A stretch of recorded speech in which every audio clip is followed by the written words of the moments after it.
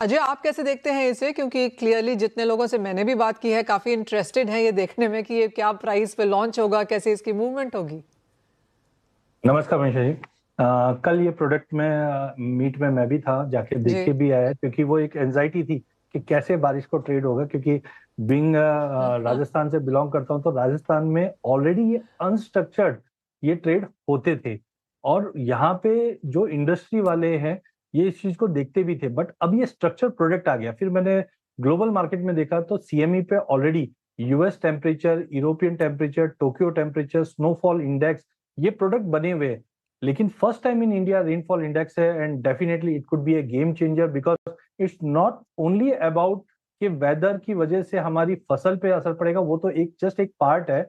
जैसे अरुण जी ने कहा कि हम अगर टैक्सी बुक कर रहे हैं उसका भी इम्पैक्ट पड़ेगा, अगर कोई बड़ा इवेंट कर रहा है उसका भी इम्पैक्ट रहेगा। मतलब ये हर तरीके से हर एक लाइफ को ये इम्पैक्ट करता हुआ दिखाई देगा। बट इंपॉर्टेंट है, इस चीज को समझना बहुत इंपॉर्टेंट है। जिस ढंग से हमने देखा कि मुंबई की बारिश सबसे ज्यादा जानी जाती है, रेलवे के लिए भी है, तो मुझे लगता है कि ये एक इनोवेटिव प्रोडक्ट है इंडिया के लिए, एंड समझने की जरूरत है इसको। लेकिन I am very much bullish क्योंकि ये हर इंडस्ट्री को इम्पैक्ट करेगा। चाहे हम एक जस्ट डिस्कशन कर रहे थे कल वहां पे भी कि निफ्टी वर्सेस रेन इंडेक्स, क्योंकि आज आप देखिए, चाहे सोने की बात कर लीजिए, सोना और बारिश दोनों से कोरिलेटेड। अब किसी को बताते उनको लगता है नहीं है, लेकिन आप सोचिए अगर बारिश कम या ज्यादा है तो हमारी फसल कम या ज्यादा होती है, प्रोडक्शन पे इम्पैक्ट पड़ता है, उसका इम्पैक्ट रूरल डिमांड पे पड़ता है, रूरल इन्वेस्टमेंट पे पड़ता है। तो कहीं ना कहीं बारिश एक ऐसी चीज है जो हर एक असेट क्लास पे, हर एक सेक्टर्स को इम्पैक्ट करती है। तो लेट्स सी कैसे इसका आगे लाइनअप होता है। वेरी एक्साइटेड,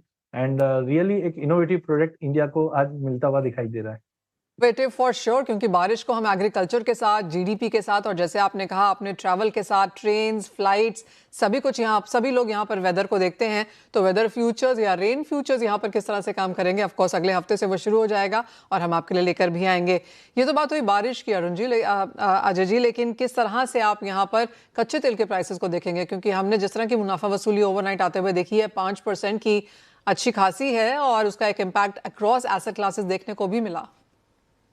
देखिए, I think too early to say right now, because we know कि डोनाल्ड ट्रम्प के जो मूड है उसमें क्या चेंजेस आएंगे उसके ऊपर डिपेंड करेगा। 2 दिन पहले हमने देखा कि एक फुल फ्लेज वॉर वापस स्टार्ट होने की कवायद चल रही थी, बट उसका स्टेप बैक हुआ क्योंकि सीरियस डिस्कशन चल रहा है। बट एज वी नो, जो डिमांड ईरान की है या यूएस की है, वो आपस में कहीं पे भी वो मैच करते हुए दिखाई नहीं है।